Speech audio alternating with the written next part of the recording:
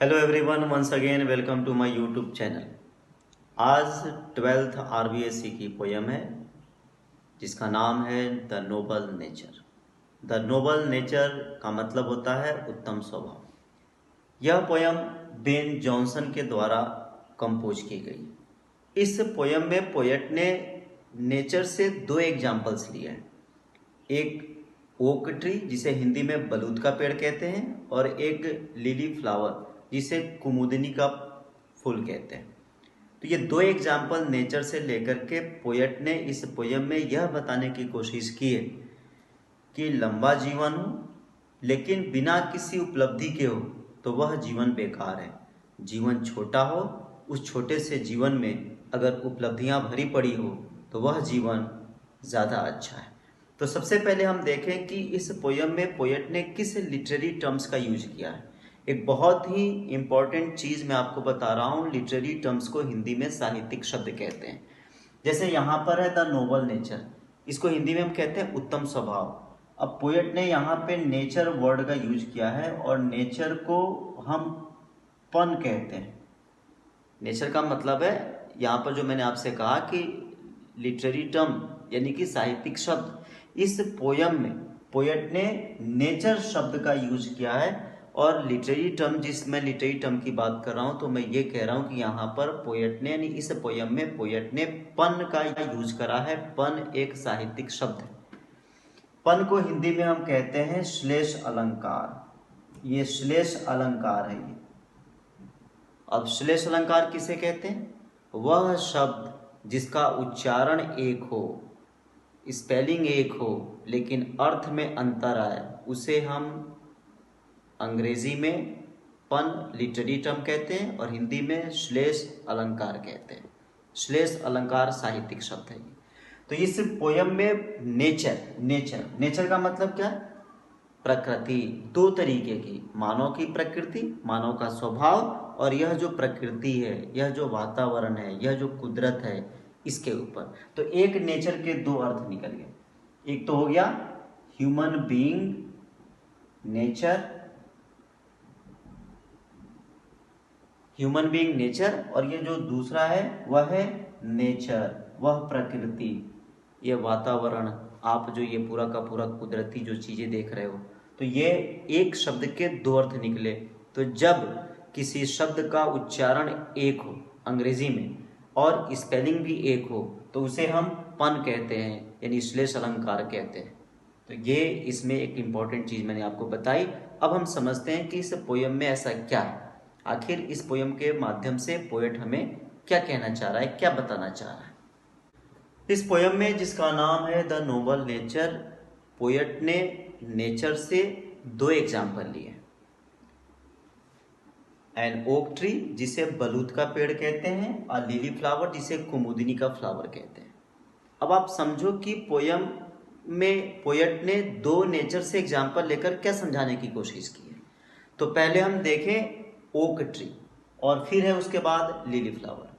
यह poem 8 lines की है। 4 लाइन्स में पोएट ने ओक ट्री के बारे में बताया है और उसका किसी और चीज़ से कंपेयर करा है। फिर लास्ट की जो 4 लाइन्स है उसमें पोएट ने लिली फ्लावर के बारे में बताया है, उसकी क्वालिटीज़ बताई है और उसका कंपेयर फिर किसी और चीज़ से करा है। यानी पोएट ने नेचर के दो चीज़ों से इंसान के जीवन की तुलना की है। ये हमें इस पोयम में समझना है। जैसे एन ओक ट्री, यह पेड़ 300 सालों तक जीवित रहता है।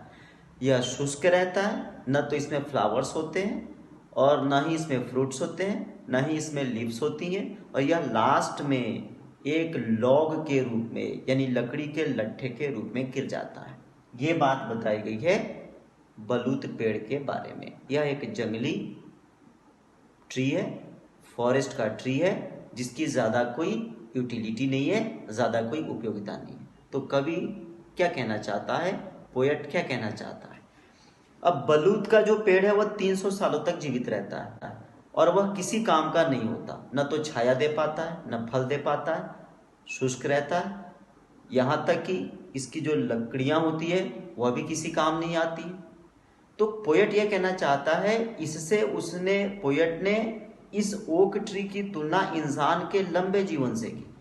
किसी इंसान का जीवन लंबा है 85 साल, 90 साल, 95 साल, लेकिन उसने इस लंबे जीवन में कोई भी ऐसा कार्य नहीं किया जिससे उसे याद रखा जाए। तो उसका जीवन वैसा ही है जैसे इस बलूत के पेड़ का जीवन, जो 300 साल तक जीवित तो रहता है लेकिन किसी के काम नहीं आता। ठीक है। अब है अ लिली फ्लावर। लिली में कौन कौन सी क्वालिटीज होती है, पहले हम ये देखें। लिली वन डे फ्लावर इसे कहते हैं। क्यों कहते हैं? क्योंकि जैसे ही सनराइज होता है वैसे इस फ्लावर की ब्लूमिंग होती है और यह सनराइज टू सनसेट तक अपनी ब्यूटी से लोगों को अट्रैक्ट करता है। जैसे जैसे सनरेज इसके ऊपर पड़ती है, सूरज की किरणें पड़ती है, इसकी खूबसूरती और बढ़ती जाती है मई के मंथ में। और यह लिली फ्लावर जो वन डे फ्लावर होता है, एक दिन में अपनी खूबसूरती बिखेर जाता है और जैसे सनसेट होता है, सूर्यास्त होता है, इस फ्लावर की मौत हो जाती है। तो कहने का मतलब क्या है पोएट का, कि अगर किसी व्यक्ति का जीवन छोटा हो लेकिन उस छोटे से जीवन में, भले वो 25 साल जिए, 30 साल जिए, 35 साल जिए, लेकिन उस छोटे से जीवन में कोई महान कार्य कर जाए जिसे दुनिया याद रखे, तो ठीक वह वैसे ही है जैसे अ लिली फ्लावर, एक कुमुदिनी का फ्लावर। तो यहाँ पर नेचर के दो एग्जाम्पल्स लिए गए हैं जिसे पोएट बेन जॉनसन ने लिया है। ओक ट्री, बलूत का पेड़, लंबा जीवन, और बलूत का पेड़, इंसान का लंबा जीवन की तुलना उसने बलूत के पेड़ से की है। और लिली फ्लावर जो कम समय के लिए रहता है और इसकी तुलना की गई है मनुष्य के छोटे और उपलब्धियों से भरे हुए जीवन की। कहने का मतलब है कि हम कितने साल जीते हैं इससे कोई मतलब नहीं रहता, लेकिन उस छोटी सी अवधि में हमने ऐसा कौन सा महान कार्य किया जिसके लिए हमें याद किया जाए, यह मेन है। इंसान वर्षों के आधार पर नहीं, उपलब्धियों के आधार पर आंकलित किया जाता है। ठीक वैसे ही कौन सी चीज हमारे लिए कितनी उपयोगी है, ज्यादा समय के लिए रहती है, कम समय के लिए रहती है, इसका मतलब नहीं है, हमारे लिए कितनी उसकी उपयोगिता है, ये है।